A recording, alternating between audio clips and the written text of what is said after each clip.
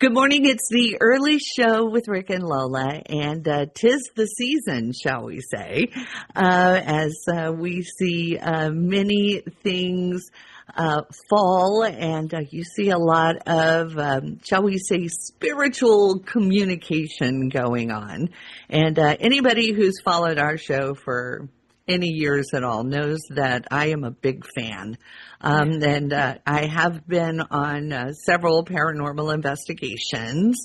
And the subject of spiritual communication is something that I find really fascinating, slightly scary, but absolutely intriguing all at the same time. And joining me right now is author Sterling Moon, and she has a new book called The Little Book of Spirit Communication, and it is quite literally a little book.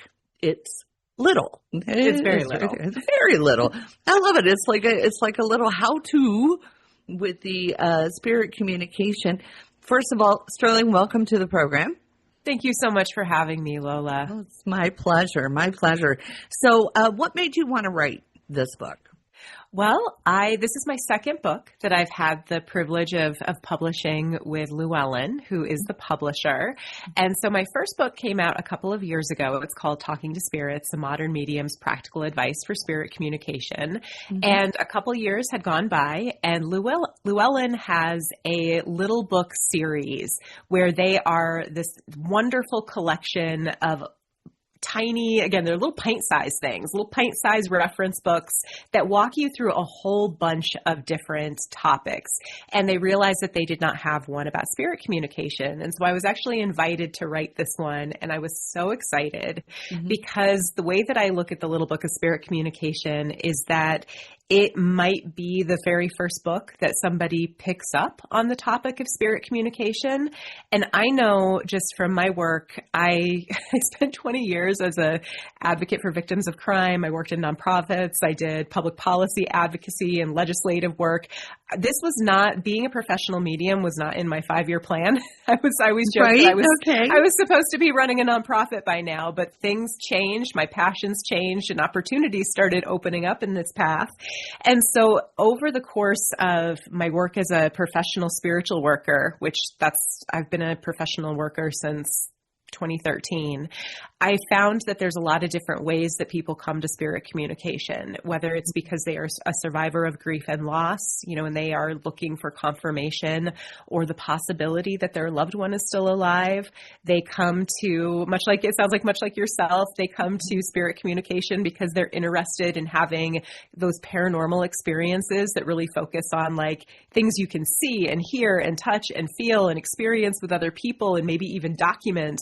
And then there's folks that you probably maybe even fall into this category too, where you couldn't avoid the presence of spirits if you tried. I think of those folks as natural mediums. Right. And then we have people that come to spirit communication because of their magical practice, whether they are practicing witches or have a different magical path.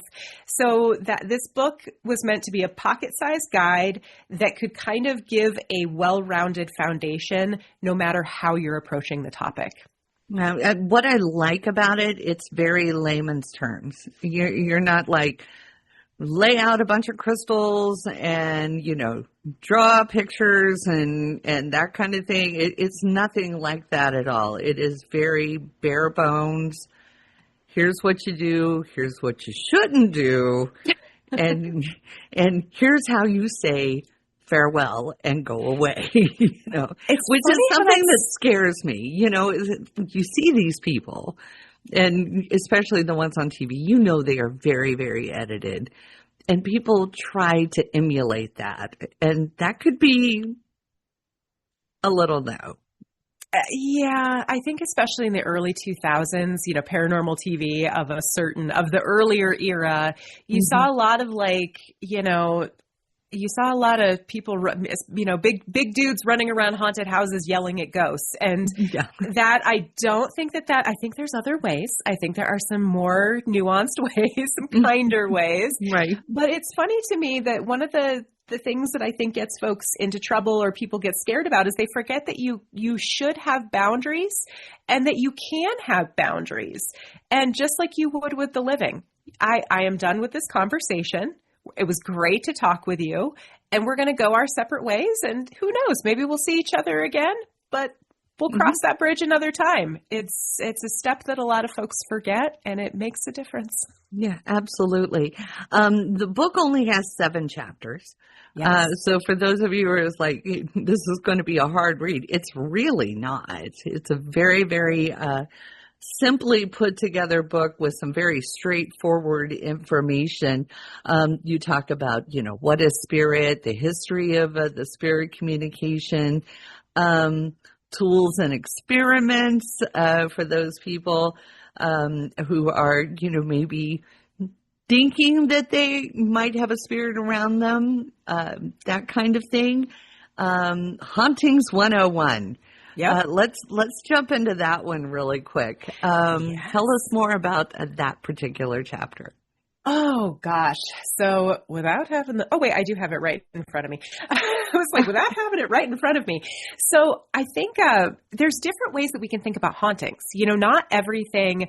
Now, I want to preface what I'm going to say by saying no one has the definitive answer. We are all just working in the realm of traditions, best guesses, our own experiences. And I think anytime you run into somebody who says, I know what exactly is going on, take that with a shake or a salt, or just like head the other direction, in my opinion. So hauntings can take a variety of forms. So we have like what we would probably think of as classic haunted houses, where there is a sentient spirit. We often think of that as a spirit of the human dead. There's a whole, spirits can maybe, the theory is that spirits could be a lot of different things, but a spirit of the human dead that's hanging out, most likely somewhere they lived, they worked, they spent time. But it also could be, whenever somebody comes to me with saying, I think my house is haunted, they always start with, and here is how old the house is. But we often forget your house wasn't always there. There were things that were there on that land far beyond the age of your home. And so I think we sometimes don't think about hauntings can sometimes be perpetuated maybe by spirits that are connected with the land. Spirits that are maybe, they could be your ancestors. They could be spirits that come with you. Sometimes spirits can be perpetuated by, frankly, the energy of the living. Sometimes there are people who energy gets manifested around them no matter where they live. I think there's some very interesting case studies, again, no definitive answers, but interesting case studies out there around poltergeist activity and the presence of, so that's the classic noisy ghost where things are moving and knocking around. And, that, there's the young teenagers, that there's sometimes those manifestations happen around adolescents who are kind of coming into their early adult years. Sometimes you might have what we call residual energy.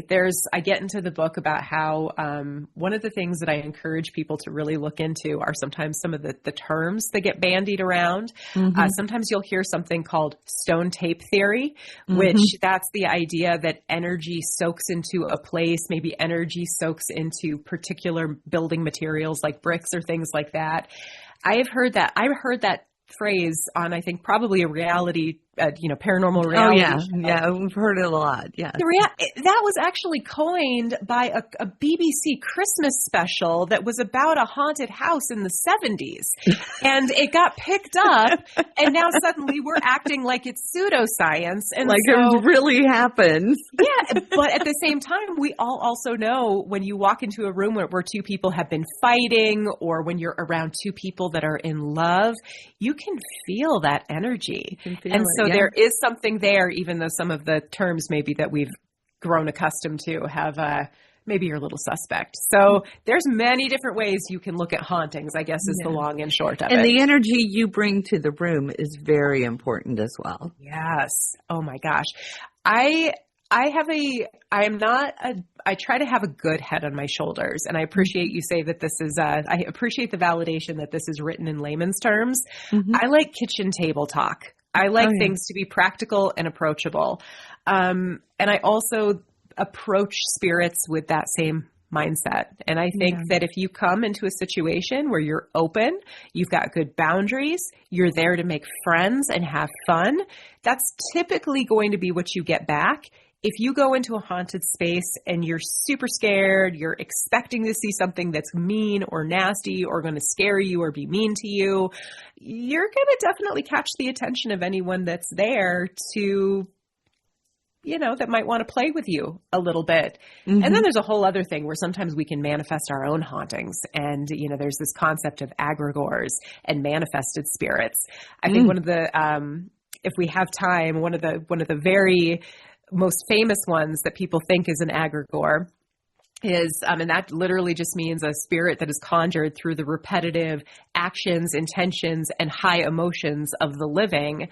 There's the theory that there is something called the creeper at Waverly Hills Sanatorium in Louisville, Kentucky. Right. I had the privilege of going there on it's a paranormal tourism company called Strange Escapes, and I got to go on an adventure there a few years ago. Yeah. But there's on the 4th floor, there's this thing that everybody sees called the creeper, and it's this weird, dark mass. Right. And the theory is that that's actually nothing. It's not demonic. It's not a spirit of a human. It's nothing of that nature. It's it's possible that it's been manifested because so many people go there looking for the urgent level. Yeah, the urban legend, and it's manifested over time. It's an interesting concept. That is interesting because I have been to Waverly Hills. Yes. Yeah. And the group I was with, they chased it for quite a while. Oh, so you saw it. Yeah. Yeah. There's one thing that I have, and I can't remember what floor it was on. And it wasn't, I need to say, I didn't find Waverly Hills scary, but I do remember I was on one floor and we were with one of the lecturers. I can't remember what his name, but we were doing an experiment where we were looking down a long hallway to see if we could get like some activity on a device. And I just remember looking up and I remember seeing these they just looked like big balls of shadow, and they were moving down the hallway, one right after the other. And you know how it is sometimes when you see something and it should startle you or scare you, or you should get out your phone and you kind of just don't, where you kind of just go, that's interesting. And then you think after the fact, you're like, wait a minute, what was that? And so I should have taken a picture of that, or I should have videoed that. I should have tried to video that. And I'm the same way. I get so wrapped up in it, I forget to take a picture. Oh my God. And so I just remember watching these big shadowy balls just going one after the other up on the ceiling.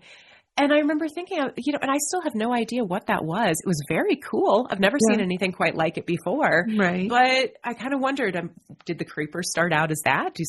Anyway, I could talk for years about this. All right. I know we're running short on time here, but I do want to ask you, what is your feeling between the difference of what people would feel are spirits and angels or guardian angels? Oh gosh, that's a great question. So I think that for me, I often, I know some people will say they feel like ancestors or loved ones or people they know in this life, even their animal companions, are like their guardian angels on the other side. Mm-hmm. And so some of it I think depends on the person. I definitely feel like I have family members on the other side that look out for me in the way that a protector or guardian angel would. Mm-hmm. I do think that I think of them more as like my guides. I often think of them as they're spirits that I've never known in a living form. I do believe that we have different lives. It's just my personal belief. Right. And so I really love the theories by like Dr. Michael Newton. He wrote a book called Journey of Souls. And it's that idea that if we have different lives, different incarnations, where do we go in between? And that in-between place is really our soul's true home. And that's where we can connect with all of our soul family. And that's where our guides, our true guardian angels are. They're our soul's teachers. And so that's the difference. I think we have our loved ones that we have known who watch out for us and provide that. They're kind of like a type of guardian angel. And then I think we have more of our guides that are more interested with our soul's evolution over the big picture. And some days I'm like, what did I do in that other life to be here? And I worked with trauma survivors for a long time. And so it's a hard, why am I going through this? Why am I going through this? And one of the places that I've landed, just again, my speculation is that, maybe with a spirit that looks out for us that has never been human and has walked with us through many lives, maybe those things that feel that are huge to us in this life are they're not as huge for that spirit in the big picture. I wonder about that sometimes, because there are things that people go through that no one should have to go through. Right. And it's our responsibility here to make meaning out of that. Even though we shouldn't have to. It's a really complicated thing to make peace with. Yeah. Again, we're talking with Sterling Moon, author of the Little Spirit Communication book, which is available pretty much everywhere. And if you are planning to try to talk to ghosts, this is a good place to start. That's for sure. But definitely pick up her books, which are available. Llewellyn has both of your books. What was the title of your other book? I'm sorry. Talking to Spirits, Modern Mediums, Practical Advice for Spirit Communication. And then, of course, it's available where books are sold everywhere. So, Sterling, thank you so much for being with us. I really appreciate it. Thank you, Lola, and I hope everyone has a really wonderful, spooky season. Thank you.